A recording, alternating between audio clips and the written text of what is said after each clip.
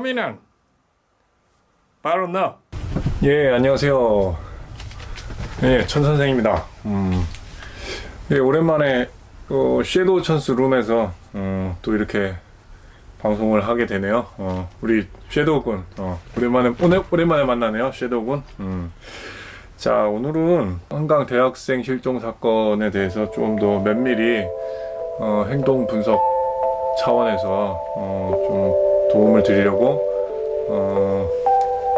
방송을 하고 있습니다. 자,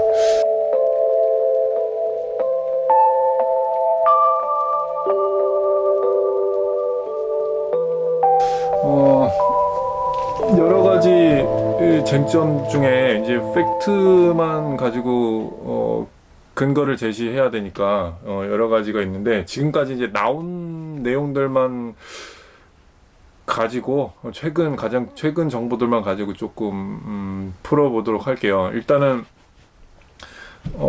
그 주사기 이렇게 옆에 이렇게 손정민 군이 옆에 있었고, 그 A군은 이제 신발군으로 제가 칭하겠습니다.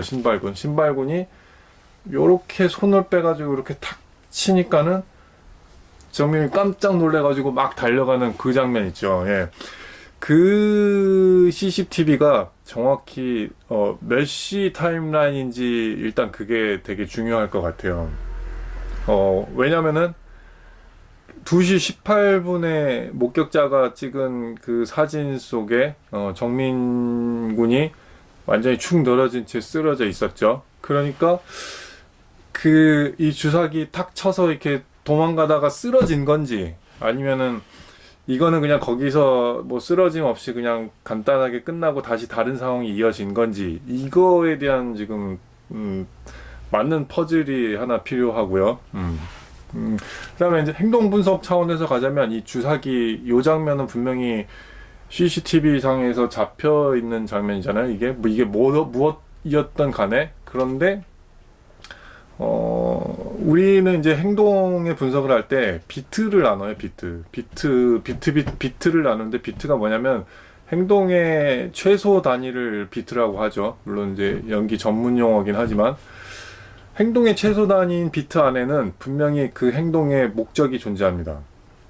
그런 측면에서 신발군이 분명히 뭔가 손에 물체를 들고 요렇게 손을 뺐단 말이죠. 옆에 있는 그 정민군 모르게 그렇게 해가지고 목적의 터치를 탁 했죠. 그랬더니 깜짝 놀라서 반응을 했단 말이죠. 그러면 이제 이 행동은 뭐냐, 이게 정상적으로 옆에 있는 친구에게 뭐 이렇게 장난식으로 놀래주기 위해서 이 행동을 했을 수 있고요. 일단 장난으로 놀래켜주기 위해서 그 목적을 가지고 이렇게 손이 나가서 친구를 터치했을 가능성 1.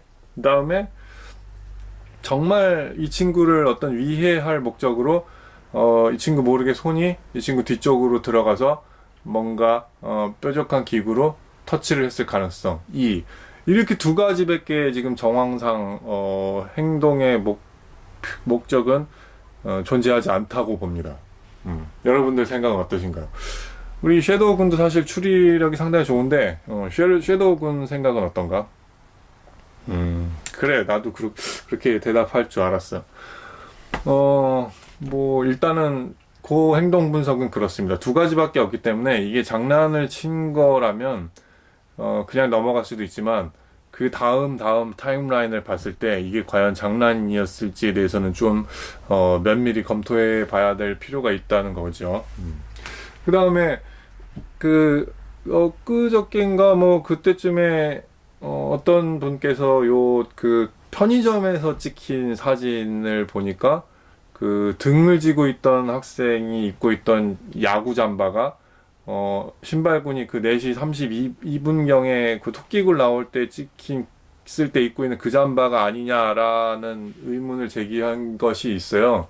그래서 저도 그걸 봤는데, 이게 그 의문을 제기했던 분이 다시 확인해 보니 그 마크가 틀린다라는 확인을 해주셨더라고요. 그래서 뭐 제 눈으로 확인한 내용은 일단 아니니까 뭐 잘은 모르겠으나 의혹을 제기하셨던 분이 일단 확인을 해보니 그 마크가 아니라고 지금 방송을 내보내셨던 것 같아요. 그래서 그게 이제 뭐 협력자 내지는 뭐 분명히 그때 당시 같이 아는 친구가 있었다라는 사실은 아직 크게 확인할 수 있는 내용은 아닌 것 같고요. 단 이제 유추의 방향은 되게 많아요. 일단은 그 주사기설을 제가 먼저 제시한 이유는 그 행동의 목적이 뭐였는가를 조금 점검해 보기 위해서 필요했고, 이 타임라인이 쓰러지기 이전이었는지 아니면 그것과 별로 상관없는 시간대였는지 일단 이게 되게 중요할 것 같고요. 그 다음에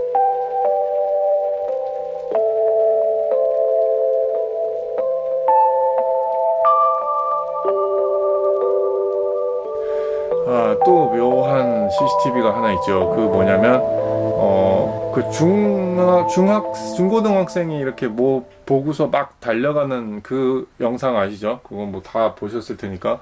근데 그때 그러니까 우리가 화면으로 봤을 때는 오른쪽에 있는 친구들이 좌측 방향으로 가려다가 뭔가 확인하고 방향을 바꿔서 우측으로 막 달려가는 그런 느낌의 영상이었어요. 그런데 이 좌측에서 잡힌 영상을 확대해서 살짝 보니까 이게 이제 물보라설인데 제가 보니까 상당 부분 이제 무게가 있는 물체가 한강 그 쪽으로 떨어져서 풍덩하고 물보라가 일어난 상황은 누가 보더라도 확인이 되는 것 같아요.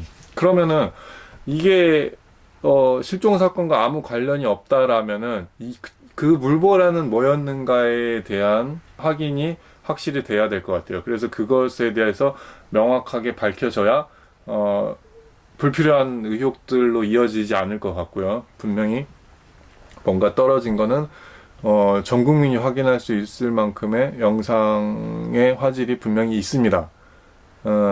떨어졌기 때문에 그것에 대한 무게도 아마 제 생각에 50kg 이상 되는 물체가 떨어져야 그만큼의 물보라가 보이지 않을까, 그런 생각이 좀 들고요. 그게 떨어진 순간 이쪽으로 오던 그 두세 명의 무리의 친구들이 바로 방향을 바꿔서 이쪽으로 다시 막 뛰기 시작합니다. 이거는 뭐냐면 뭔가 이 뛰는 속도도 그렇고 이게 뭔가 거기에 대한 어떤 놀람 또는 뭐 여러 가지 해석을 할 수가 있는데, 어쨌든 그것에 반응한 행동은 거의 90% 이상 맞다고 봐요. 그 CCTV 정황상. 그러면은 놀라서 한강으로 뭐가 빠진 거를 봤기 때문에 놀라서 도망갔을 수 있고요.